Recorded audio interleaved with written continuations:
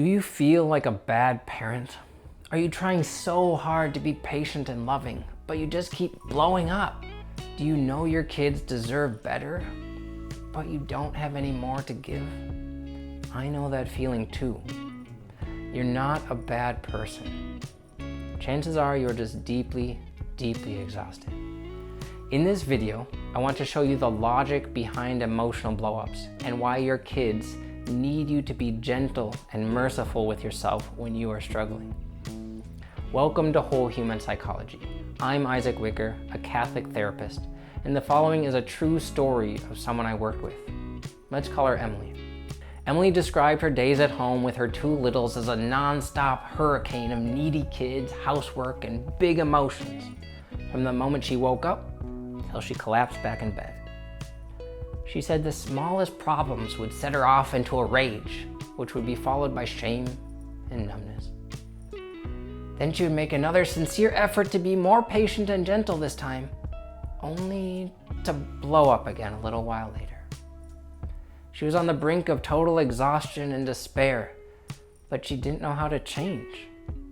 Emily's story is common when parents hit an extreme level of exhaustion. You see, exhaustion makes people crazy in three ways. Number one, resource threat. Resource threat happens when your resources like energy, time, and attention are already overburdened. In this state of overwhelm, any extra demand on your resources registers emotionally as a major problem. It might be as simple as a toddler running playfully away when you're trying to get him dressed. By themselves, these little extra demands aren't bad, but in the moment, your system can't handle them, so it freaks out. Number two, impulse control. We all experience impulses to say or do things we'd regret. When we are rested, we can usually control those impulses easily, but that takes focus and energy. So when you don't have any extra focus or energy, your impulse control goes out the window.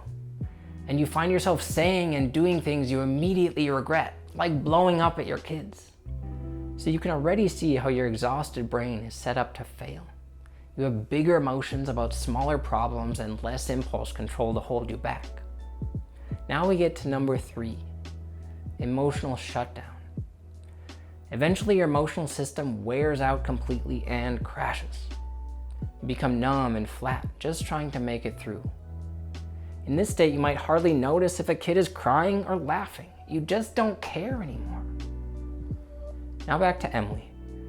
Because she was exhausted, Emily was stuck in this cycle of little triggers, big blow-ups, and emotional zombiehood. She wanted so badly to be more patient and gentle, but she felt out of control, and each night she went to bed hating the mom that she was. Exhaustion was ruining Emily's life. So we made a plan.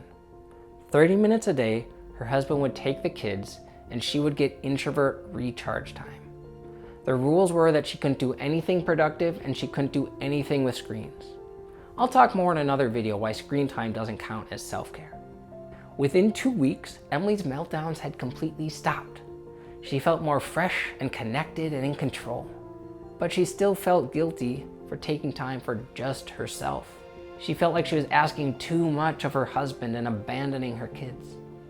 But in reality, doing art by herself was just as much a part of loving her family as making dinner. It was maybe even more important. When Emily cooked, her family got food.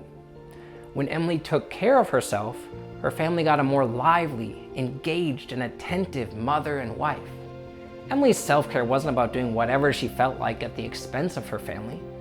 Rather, it was about doing what her body, her heart, and her mind needed so that she could love her family more. Once this clicked for Emily, she fully embraced her self-care time without guilt. She even started encouraging her husband to go out for extrovert time. Within a few months, Emily seemed like a new woman.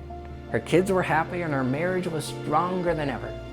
Now, if you can identify with Emily and you're ready to try a new way to love your family, check out my adventure generator in the video description for some awesome non-screen self-care ideas. And share in the comments your favorite way to recharge.